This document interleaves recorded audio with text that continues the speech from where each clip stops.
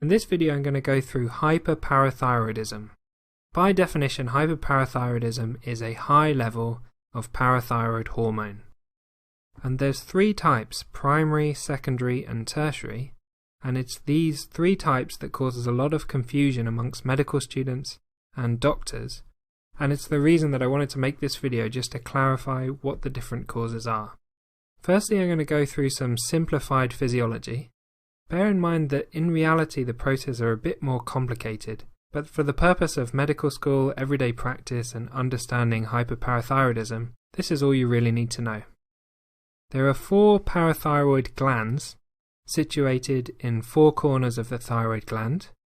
The parathyroid glands, specifically the chief cells in the glands, produce parathyroid hormone in response to low blood calcium concentration.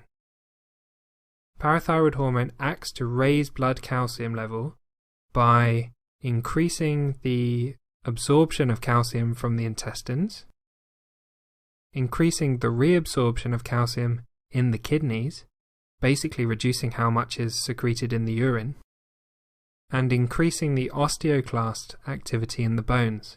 Now remember that the osteoclasts are responsible for breaking down the bones and releasing calcium into the blood. The other player in the game is vitamin D, and vitamin D is a hormone that the body creates in response to sunlight, but it can also be obtained through food or supplementation. To simplify what vitamin D does, it acts on all of the processes that we talked about to increase absorption of calcium from the intestines, kidneys and bones. Parathyroid hormone also acts on vitamin D to convert it into some of its active forms. So vitamin D acts basically alongside parathyroid hormone to raise the blood calcium level. A deficiency in vitamin D as a result could lead to a low calcium level. So let's talk about hyperparathyroidism. The easiest cause of this to explain is primary hyperparathyroidism, and this is just caused by uncontrolled parathyroid hormone being produced by a tumour of the parathyroid glands. This causes increased absorption of calcium and leads to hypercalcemia, which is an abnormally high level of calcium in the blood. And this can be treated using surgical removal of the tumour. The next cause of an abnormally high parathyroid hormone is called secondary hyperparathyroidism. And this is where either insufficient vitamin D or chronic renal failure leads to reduced absorption of calcium from the intestines, kidneys and bones.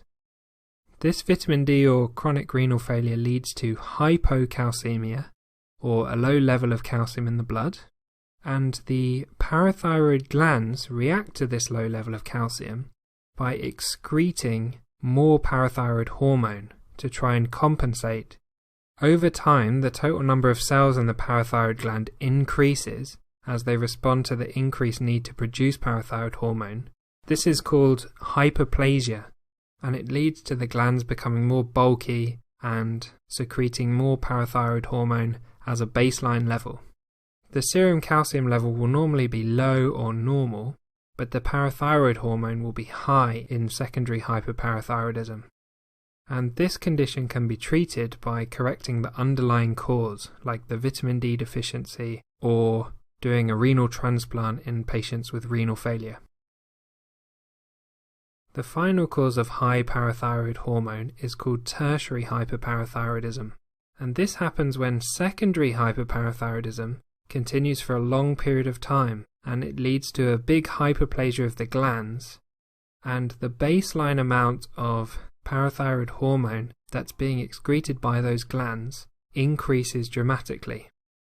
And so what happens is, when you treat the secondary hyperparathyroidism and you remove the need for so much parathyroid hormone, the level remains high because those glands are so used to producing so much parathyroid hormone.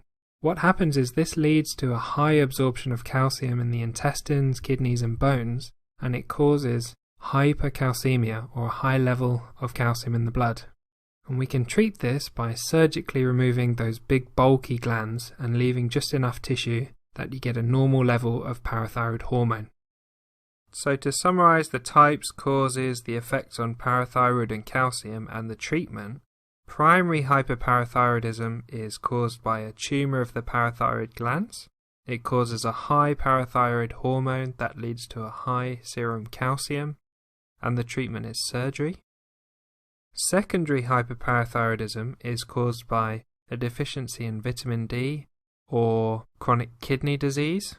The parathyroid hormone level will be high, but the serum calcium level will be low or normal, and the treatment is to improve the vitamin D deficiency or to do a renal transplant in chronic kidney disease.